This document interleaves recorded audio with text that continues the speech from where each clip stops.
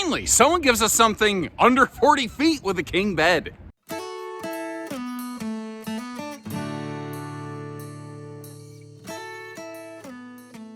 Hello and welcome everybody to Bish's RV. My name is Josh the RV Nerd. We're hanging out at my Coldwater, Michigan hometown store today, but we have these things parked at quite a few locations. This is the Greyhawk 27U, or its sister cousin. Oh, that sounds very, not pretty, but its sister cousin from Integra, same kind of thing, 27U model. This is a great model if like what you want to do is spend some extended time somewhere, but you don't necessarily only want to spend time there. Like maybe you want to travel around. It gives you good living space and excellent bedroom and personal storage space, like closet space, without being too awfully scary long. It's something where if you've never driven a motorhome, but you don't like want a tiny little Class B van, you still want some good space when you get there, I think this is that perfect mama bear in between porridge kind of thing. Now, being a Jayco, one of the things that they do all the time that is very rare, especially in motorized, is they have like longer warranty and more coverage than just about anybody else out there. They also go really heavy duty in terms of improved ride and handling package with a thing they call J-Ride, and it's like a 5 or 6 piece component package. The goal with this is so that getting there is just as enjoyable as being there, because it's a major difference on motorhomes versus towable RVs. Your vacations start sooner. You get more time with it in a motorhome because you're in it, you're not dragging it around. We have a king bed in the back, like I said, great personal storage space, 200-watt solar package on the roof, which also does help maintain the chassis battery, and there's an additional house battery on this, not to mention generator. We're looking at it today with a couple options, and I've got a couple questions for you, because there's a couple things that this does that I don't know that its jelly is necessarily my jam, but I'm more of a towable dude than a motorized dude, so I don't know why I'm saying it like that. So I'm looking for some input from you folks. Let me know what you like about it. Let me know what you dislike about it. I'll try to do the same. We'll take a look at it in road mode. Who knows, might honk the horn, all kinds of stuff. And as we go through today, I'm going to try to do my best to point out and discuss the things that maybe aren't so obvious on camera and a little bit below the surface. And, you know, showing you things like all the storage, closing the slides. If you're new with us, if you appreciate that kind of extra detail as we go, hit that subscribe button. If you've returned, hit the little like button. The returning members of the RV Nerd Herd, leave me a little hashtag nerd herd down in the comments. Let me know you're out there. But what are we looking at in this thing? Well, they finally, last year, started offering the farmhouse decor in their motorhomes, which to me felt like a couple years overdue. But you know what? Sometimes what's trendy and towable and motorized aren't necessarily the same thing. Now, like a lot of motorhomes, we have a 7-foot ceiling clearance from floor to ceiling panel. And this basically has a diesel pusher roof where it's a one-piece laminated and hoisted into place. I don't know what hoisted. I had popcorn in my throat. Really went after that one apparently. But it's all kind of hoisted and set into place. Centrally ducted air conditioning. And today we're actually looking at one of the options there. Normally, this would be a single air conditioner unit. But today we're looking at the double air conditioner. The thing is, this is only ever a 30 amp service RV. That second air comes with a power management system, so it will basically monitor the temperature front and back of the cabin, and if it needs to cycle off one air conditioner, juggle to the other, and more effectively zone cool the RV, it will do that. And the end result is superior cooling. It naturally costs a little bit more money. And the the onboard generator that comes with this by default will also handle that. Now, one of the other things, if you're kind of peeking in here, that's easy to miss is the fact that they've given us some awesome privacy. You've got the straight blot out the sun window coverings there. And you know what? The little details, like including a switch for like all the lights, it's those little things. You know, there's less expensive Class C's out there. They tend to lack some of those details, like that giant window in the entry door, which, as you can see, also has a privacy shade on it. Although to set it, you do need to open the screen door. It's just kind of one of those things. But we're in a motorhome, so I want to talk about motor stuff. Did you notice how the theater seat had a pair of seat belts? Over here in the dinette, there's 4. They are not required to include the rear-facing seat belts over here. Jayco does not have to put those in. They do regardless, and they actually pull test them to over 10% more than what they are legally required to do. Because the moment you start throwing a seat belt and stuff, you're now under the realm of federal highway regulation. And one of the things that you'll find on this all over the place is a lot of safety kind of focus. That's actually a thing that Jayco likes to do a lot, is towing safety. I also like to point out the fact that they're actually using like actual wood fascia, not just like particle board that's been like shaped and molded. Those little details really add things up. Now, this is a one slide floor plan in the living room, pardon me. It's also a bedroom slide. And it's not really a deep slide, as you see, but with that giant window on both sides of the RV and all the window coverage you get up front.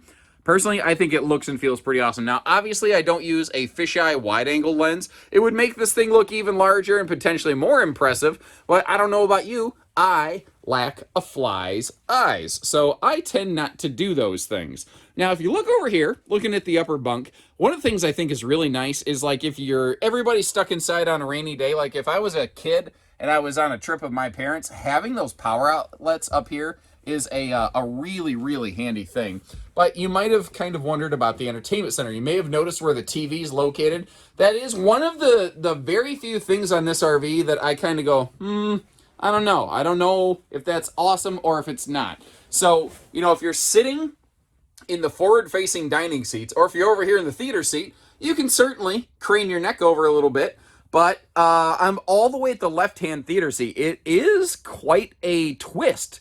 So you'll want to kind of keep that in mind. But that, again, I think this RV kind of bleeds together and blends together a road-friendly size with a destination-friendly floor plan. And, this not direct-facing entertainment center is just one of the things that kind of had to go with it.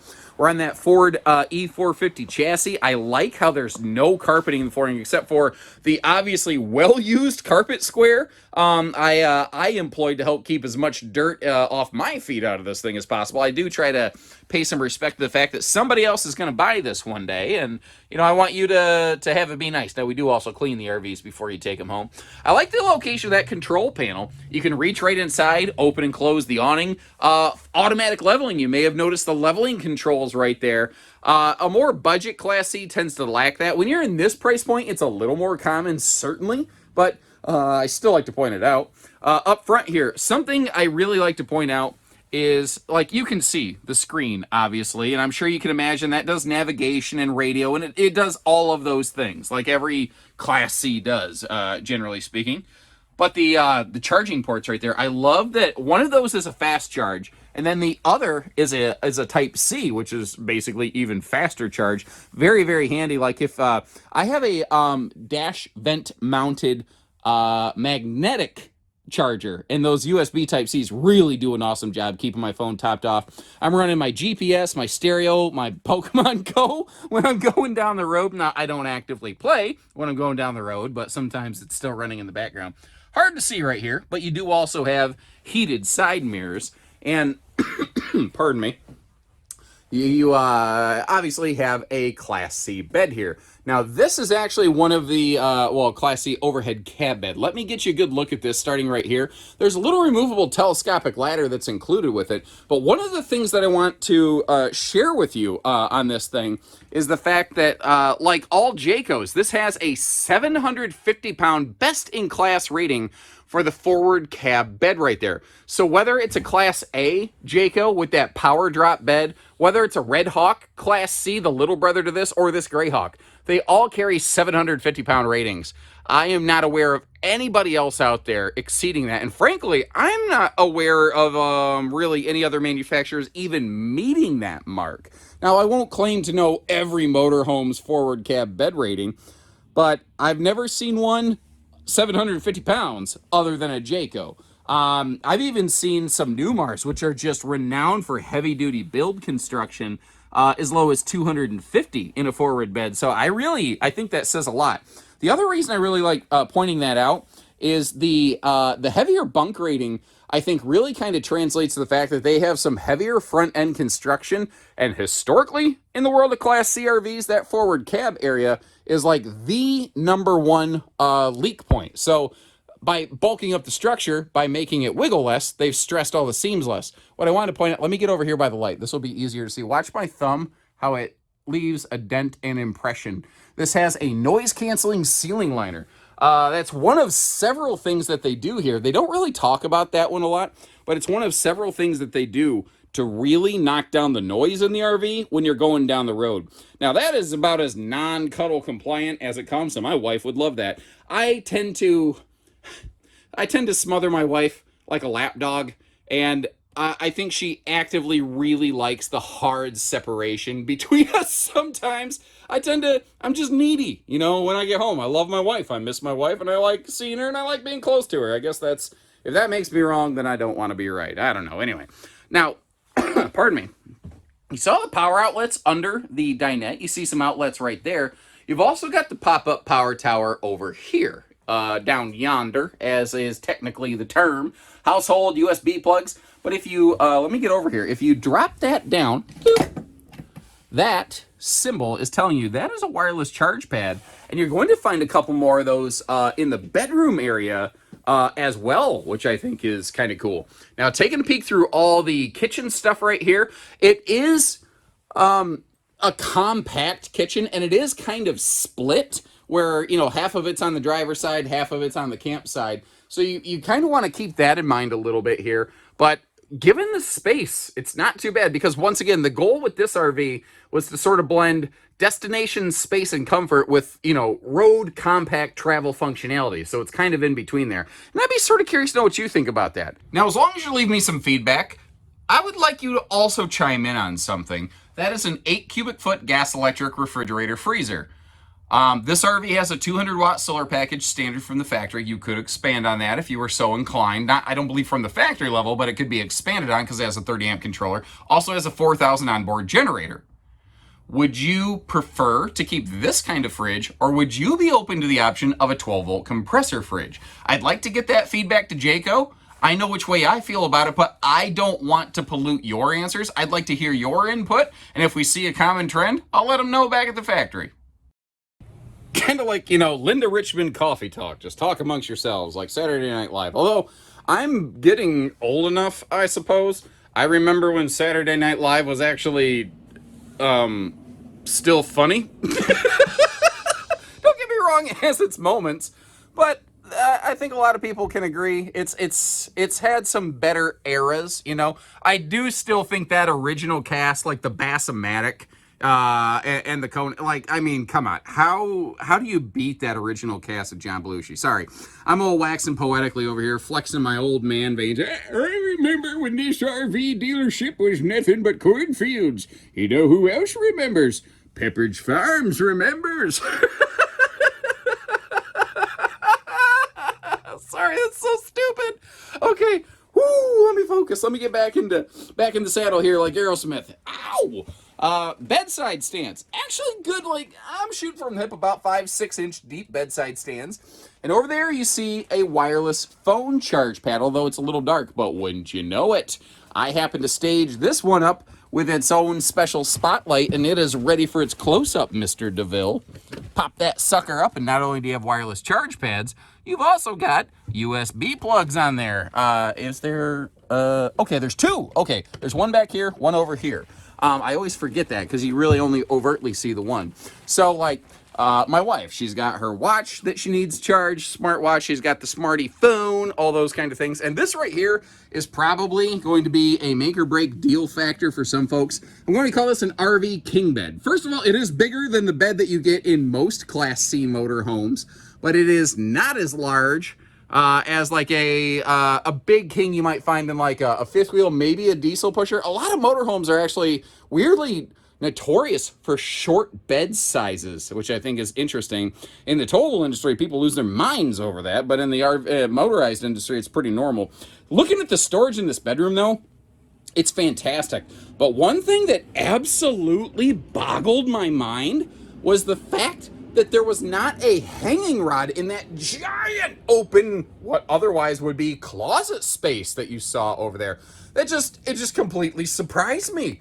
I'm sure something like that could be added, But I don't know. It just feels like, man, maybe that should be there. Now, like a lot of motorhomes, there is one of those little removable hanging rods for things like beach towels in the shower. But that exact same thing over here, I think would have been an awesome closet space. So while you're leaving me some feedback on this, leave me some feedback on that. Let's see if we should tell the factory if they should include a hanging rod up there or keep it as it is. You let me know. Now, over here in the bathroom, it is, I will say, tight but adequate. Tight but adequate. I don't know. Something funny about never mind. I'm gonna probably one of these days I'm gonna tell a joke that is so funny that HR is gonna want to hear it, and that's gonna be the last day that I ever record an RV video. But until then, let's have some fun.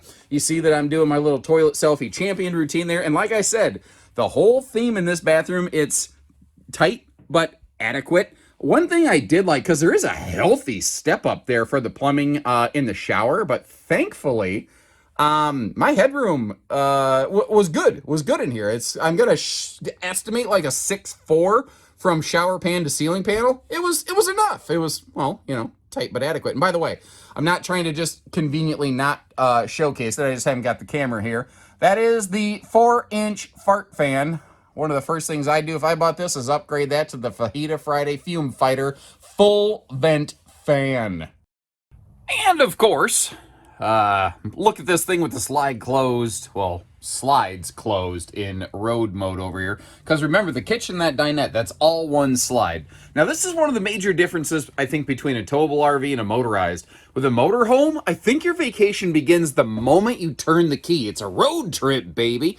Also, keep in mind, if you flip down that overhead bed back into sleeper position, you've got that, oops, Uncle Gary, don't fall out of bed kind of netting. You could use that as some sort of overhead cargo support, but I do recommend being careful with that. Remember, again, they do have those better bunk ratings on these.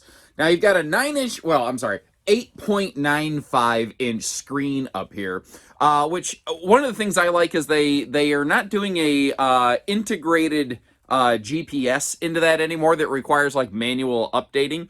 Rather, you can use like Android Auto, Apple Car Mode. I have an iPhone. I forget the name of it, but you get the idea. You can also get some RV specific GPS apps, which I think are cool. I'm pointing down here because it is a little bit tight on the legroom. I'm not really able to effectively show that here on camera, but one thing I can do for you is the honk test. Ooh, yeah, that's a good one. One of our service manager was just walking by going to lunch like, what is going on? What is that person's problem? Anyway, getting up over here, back to the topic of road mode.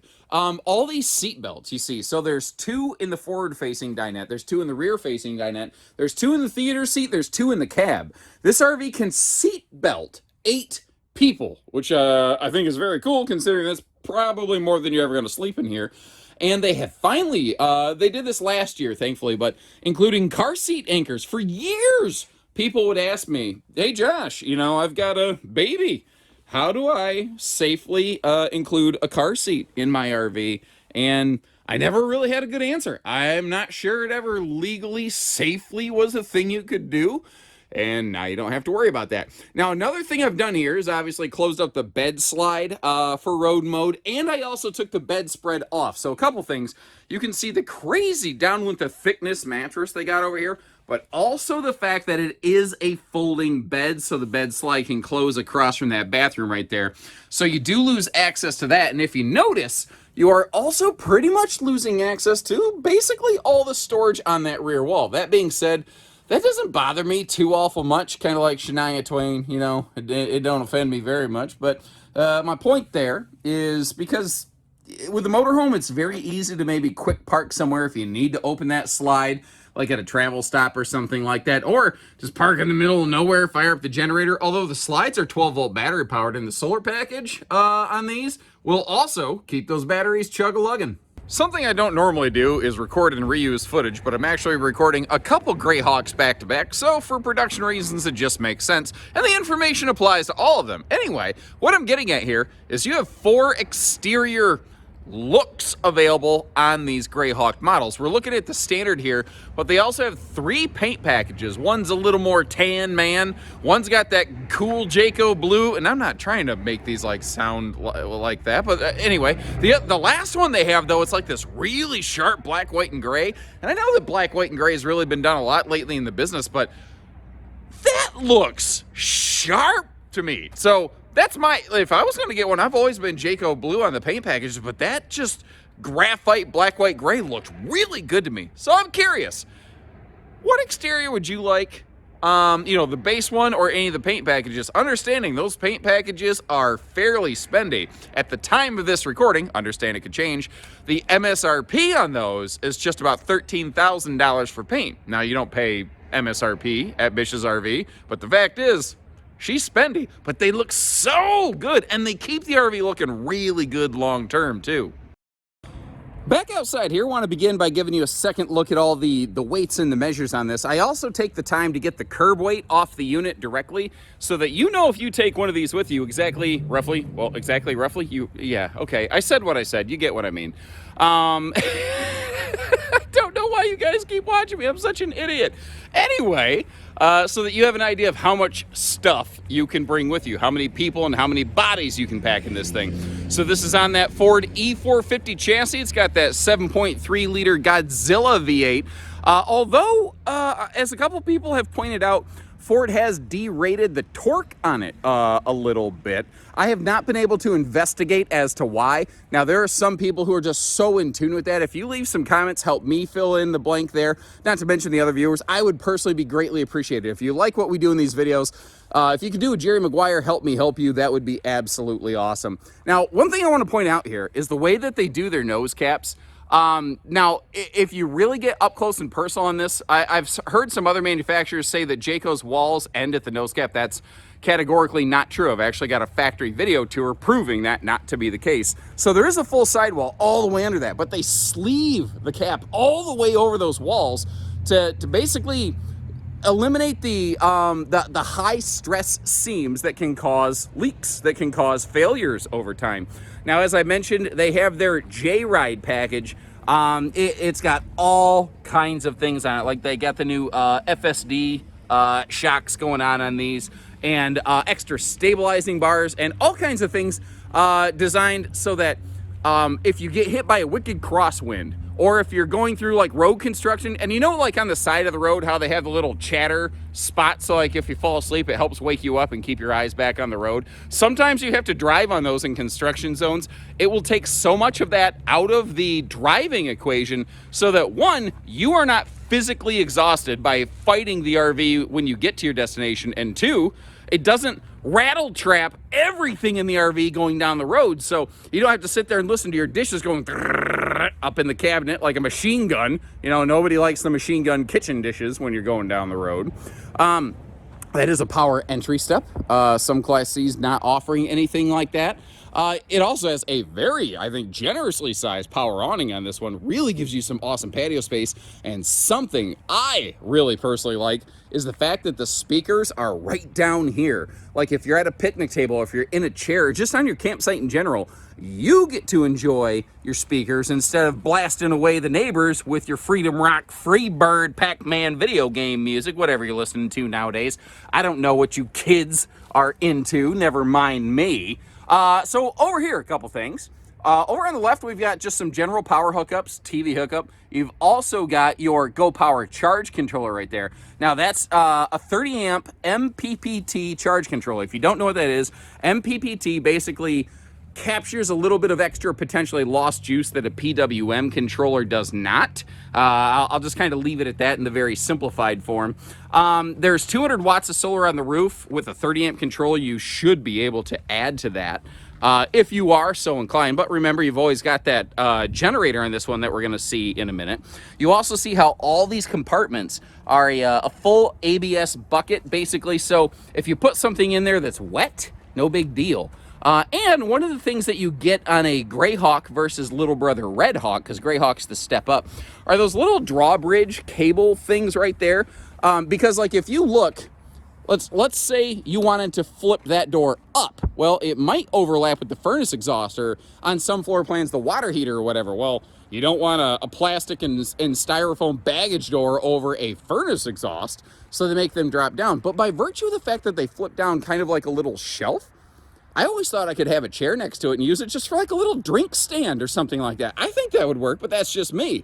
Now, on the back over here, almost every Class C has some variety of towing package. Now, I think some other brands have finally caught up to Jayco on this, but Jayco for years in their Ford chassis Class Cs has had a best-in-class tow rating. And still in a traditional non-Super C, nobody exceeds this. They have a 7,500-pound tow rating with 750-pound tongue weight.